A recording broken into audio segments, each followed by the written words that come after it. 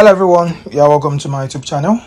I am Ridwan Ibrahim and I welcome you to the 6th episode of the gable roof calculation.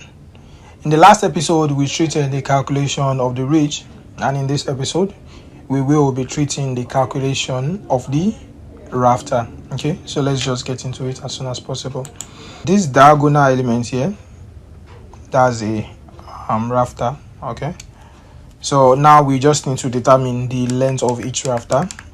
Let's have a pictorial diagram of how the truss looks like. Okay, so in this case we have the tie beam, that's the horizontal element there. Okay, and we have the king post that runs like this. Okay, so we have the rafter that runs like this. Okay, another rafter that runs like this. Okay, and then we have the struts, the diagonal struts that runs like this. Okay, so this is how we have that. All right, and as we've calculated, we've determined the length of this particular member. We've determined the length to be equivalent to the length of the building, which is 5 meters. Okay, and we've also determined the length of this member as well. That is 2.5 meter, right? 2.5 meter. So right now what we want to determine is the length of this member. Okay, so which is still the same thing as the length of this member. So we have two of them, so you can just determine one of it and then you multiply by 2. This portion of the rafter from this end to this end, which means the portion that extends beyond the wall plate, that is what is called overhang.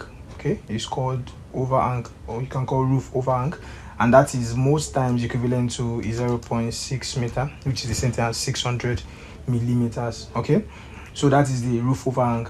So since the roof overhang is known, all we just need to do is to determine the length from this portion up to this portion. Okay, so we can just use Pythagoras theorem to determine that. So if you draw your king post, all right, you draw your, that is half of the tie beam, right?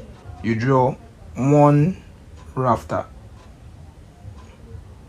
up to that point. Okay, so the length of this now be 2.5 because it is now half. All right, this still will remain 2.5. Now what will be the length of this portion? According to Pythagoras theorem, let me call this portion x. According to Pythagoras theorem, that x could be calculated to be square root of 2.5 squared plus 2.5 squared.